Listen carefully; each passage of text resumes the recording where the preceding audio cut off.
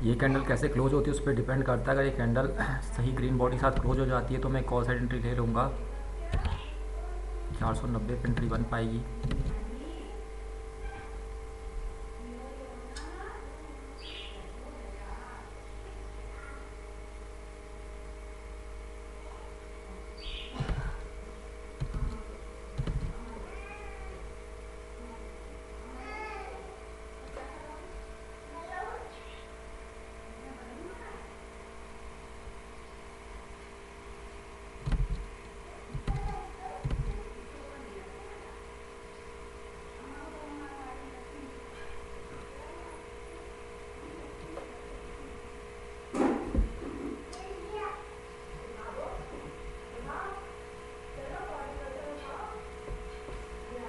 तो मैं यहाँ पे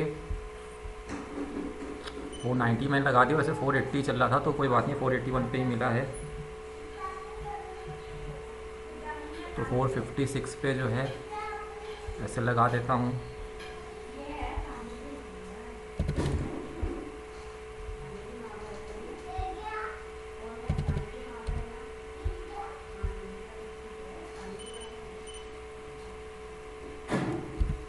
प्रिंट स्क्रीन लेकर ग्रुप में भेज देता हूँ।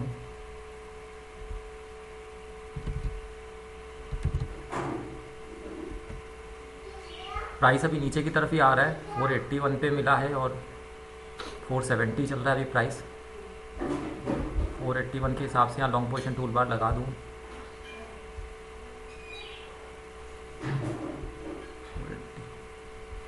अब ये कॉस्ट पे आया हमारे 81, उससे थोड़ा ऊपर गया है।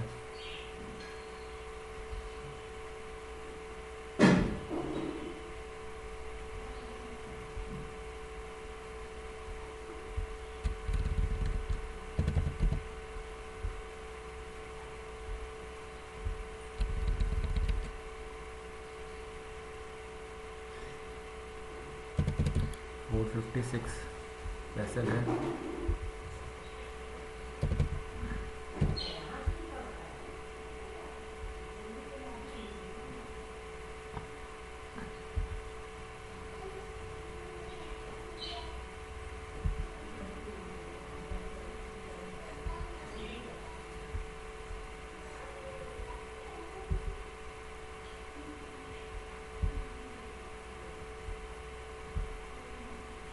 तो एंट्री हो चुकी है, लॉन्ग पोजीशन टूल बार भी लग चुका है। अब मैं यहाँ से पॉज करता हूँ, जैसा भी रहेगा आपको शो करूँगा। फ्रेंड्स, एसएल हिट हो चुका है और कल एसएल हिट होने के बाद ओवर ट्रेडिंग हुई थी, आज नहीं करनी है।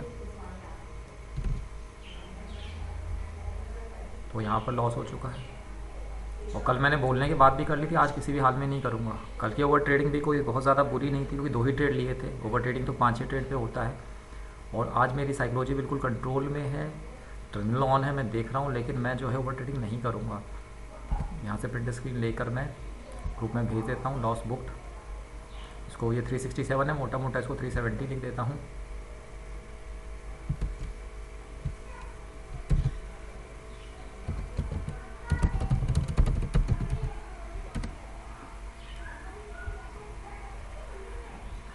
मैंने क्या सोच के ट्रेड ली थी मैं आपको बता देता हूँ। यहाँ पे एक एम पैटर्न बना था और इस कैंडल ने एम पैटर्न को तोड़ा था। तो जब इस कैंडल ने एम पैटर्न को तोड़ा था तो अगली कैंडल जो है वो नीचे की तरफ ही जानी चाहिए थी, लेकिन वो ग्रीन कैंडल बनी। तो एम पैटर्न टूटने के बाद नीचे की तरफ मोमेंटम नहीं आया, इस वजह से मैंने कॉल साइड एंट्री ली थी और उसमें एसएल हिट हो गया। साइकोलॉजी पूरी कंट्रोल में है, टर्मिनल ऑन है, टर्मिनल को ऑफ करने की कोई ज़रूरत नहीं है, लेकिन मैं ओवर ट्रेडिंग नहीं कर रहा हूँ। तो यहाँ पर अब क्योंकि लॉस हो गया है तो ओवर ट्रेडिंग के बारे में एटलीस्ट आपको कुछ बता दूँ। पहली तो चीज़ ये है कि आपने जो भी ट्रेड लिया आप वो कुछ सोच के लेते हैं, मैंने भी कुछ सोच के ली, ठीक है। लेने के बाद वो गलत हो जाएगा, कई बार गलत होगा। मेरा R2R 1:4 है, तो इस R2R के साथ ज़्यादातर बार गलत होगा, लेकिन 1-2 बार जो सही होगा वो सारे लॉसेस को रिकवर कर देगा। तो जब आपकी ट्रेड गलत हो जाए तो आपको कोई किसी भी एनालिसिस में मत नहीं जानना है कि अरे मैंने ये नहीं देखा, वो नहीं देखा। आपने सब देखा, उस समय जो दिखा वो देख के आपने ट्रेड ली थी। अगर आप एनालिसिस में चले गए तो आपको एक गिल्ट फीलिंग आएगी कि अरे मैंने गलती की, और वही जो गिल्ट फीलिंग है आपको कहीं गलती सुधारो, तो दूसरी ट्रेड लोग कहेंगे पहले एनालिसिस तो गलत हो गई थी, अब माइंड का ये देखो हैमर बन रहा है। माइंड आपको उस गिल्ट से निकालना चाह रहा है और माइंड आपको ओवर ट्रेडिंग करा देगा। अगर मुझे पूरा यकीन है कि मैंने सोच समझ के ही ट्रेड लिया था, ये सिनारियो सही बना था, लेकिन ट्रेडिंग है, इसमें कई बार आपके डायरेक्शन में जाए, कई बार नहीं जाएगा। आपने ऐसे ही फालतू की ट्रेड नहीं ले ली थी, एक पूरी एनालिसिस के बाद ली थी, क्योंकि ये जो रेड कैंडल है इस पर अच्छी खासी वॉल्यूम आई और अगली रेड कैंडल पे भी अच्छी खासी वॉल्यूम आई। आप अगर वॉल्यूम में देखें तो ये प्लस वाला आ गया है, एक मिनट में इसको रिजर्व करता हूँ। आप वॉल्यूम में देखिए, वॉल्यूम गिर रहा था और एकदम से वॉल्यूम आई जो पिछले कई वॉल्यूम से ज़्यादा है, अगली वॉल्यूम भी ज़्यादा है। तो मतलब दो कैंडल में वॉल्यूम ज़्यादा है, तो ज़्यादातर लोगों ने या ज़्यादातर ऑर्डर में प्राइस को गिराने की कोशिश थी। जब यहाँ भी गिराने की कोशिश थी, यहाँ भी गिराने की कोशिश थी, तो यहाँ पे ये कौन लोग हैं जो कॉल साइड को ले रहे हैं, क्योंकि ज़्यादातर लोग तो फिर इसमें डाउन साइड ही लेंगे। तो यही सोचा मैंने कि ये रिटेलर तो नहीं होगा, रिटेलर तो रेड कैंडल देख के एम पैटर्न का टूटना देख के नीचे की तरफ ही लेगा। तो ये 2 बार अच्छी वॉल्यूम के बाद ये कौन है जो ग्रीन साइड ले रहा है, यही सोचकर मैंने कॉल साइड एंट्री ली थी। दूसरी बात है कि ये वीकली सपोर्ट है, वीकली सपोर्ट को मॉर्निंग में इसने ब्रेक डाउन किया था, लेकिन क्लोजिंग ऊपर ही थी, यानी कि फॉल्स ब्रेक डाउन था। तो इससे भी ये कंक्लूजन निकलता है कि प्राइस को भी ऊपर जाना है।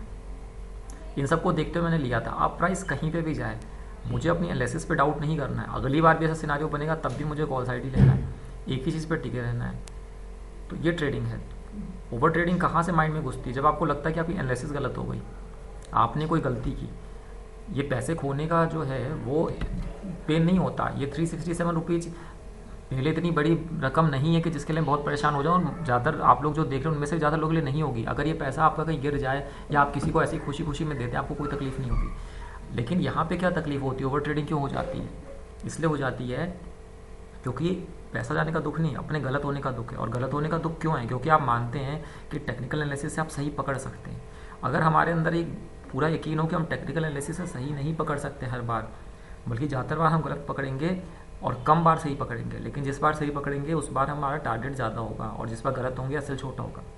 तो अगर माइंड में यकीन गहरा हो कि हम पकड़ ही नहीं सकते हर बार सही, तो गलत होने पे कोई भी गिल्ट आएगा नहीं, कोई भी गिल्ट आएगा नहीं, तो ओवर ट्रेडिंग नहीं होगी। अभी देखिए हैमर बना है, फिर लगेगा कि हाँ हमारी एनालिसिस सही थी, अब तो जाएगा ही। देखो ऐसा लगेगा कि हाँ अब तो इसको जाना ही है, और घुसता ही चला भी जाए, लेकिन अब नहीं घुसना, ओवर ट्रेडिंग नहीं करनी।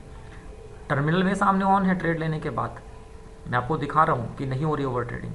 कल के वीडियो में आपने देखा होगा कि मैंने कल भी कहा था ओवर ट्रेडिंग नहीं करेंगे, लेकिन ओवर ट्रेडिंग हो गई थी।